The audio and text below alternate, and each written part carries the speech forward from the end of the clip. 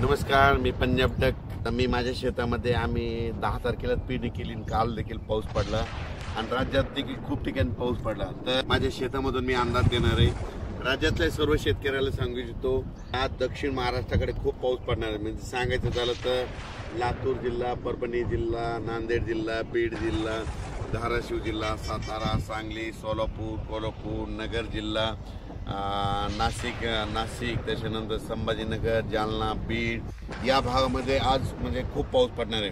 म्हणजे सांगायचं झालं तर 13 जून, 14 आणि 15 मध्ये दक्षिण महाराष्ट्र, मराठवाडा, पश्चिम महाराष्ट्र, कोकणात खूप पाऊस पडणार आहे.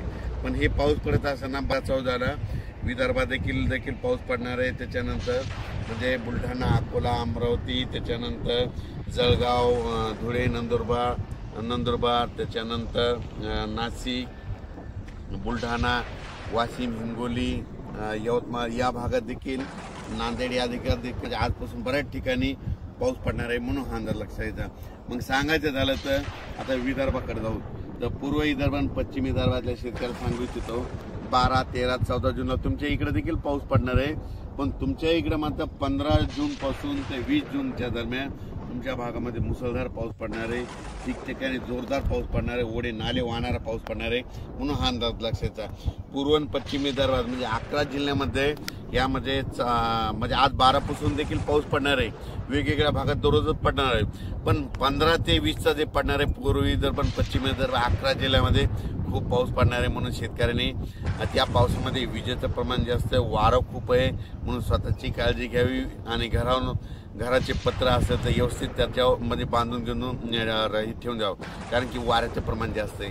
आणि झाडाखाली आपले जनावरं बांधू नका, कारण की वारं जास्त असल्यामुळे झाडं उमळून पडण्याची भीती आहे. म्हणून हे लक्षात आहे. त्याच्यानंतर आज संपूर्ण महाराष्ट्राचं सांगायचं झालं तर म्हणजे पूर्व विदर्भ, पश्चिम विदर्भ, दक्षिण महाराष्ट्र, उत्तर महाराष्ट्र, कोकणपट्टी, खानदेश, मराठवाडा आज 12 जून 2025 पासून सगळीकडे आज बऱ्याच ठिकाणी पावसाला सुरुवात झालेली दिसेल. म्हणून हे लक्षात घ्यायचं. ज्यांच्या शेतामध्ये जमिनीमध्ये ओल आहे तुम्ही पेरणीची तयारी करू शकता.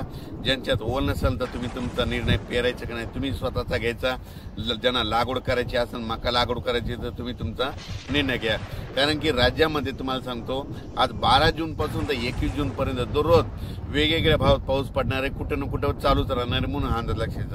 आणि आज दक्षिण महाराष्ट्राकडे मात्र आज खूप पाऊस पडणार आहे. सोलापूर जिल्हा, लातूर जिल्हा, परभणी जिल्हा, बीड जिल्हा, नांदेड जिल्हा, नगर जिल्हा, त्याच्यानंतर सातारा, सांगली, सोलापूर, नाशिक, त्याच्यानंतर संभाजीनगर, जालना जिल्हा, जळगाव, धुळे, नंदुरबार, नाशिक, त्याच्यानंतर चाळीसगाव, पारोळा इकडे सगळीकडे म्हणजे आज बऱ्याच ठिकाणी खूप पडणार आहे. बुलढाण्याकडे बी पाऊस पडणार आहे, हिंगोलीकडे देखील पडणार आहे, त्याच्यानंतर अकोल्याकडे पडणार आहे, अकोटकडे देखील पडणार आहे, त्याच्यानंतर वाशिमकडे देखील आहे, त्याच्यानंतर इकडे मुदखेड, मनमाड तिकडे देखील मुदखेड देखील आहे, त्याच्या धर्माबादकडे देखील आहे. म्हणजे सांगायचं झालं तर आज 12ला बऱ्याच ठिकाणी पाऊस सगळ्या जिल्ह्यामध्ये हजेरी लावणार आहे.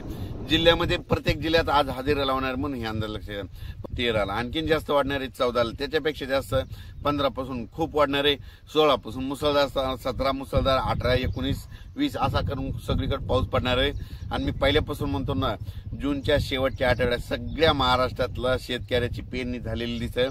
कोणी या पेरणीपासून वंचित राहणार नाही. म्हणून हा अंदाज लक्षात घ्यायचा.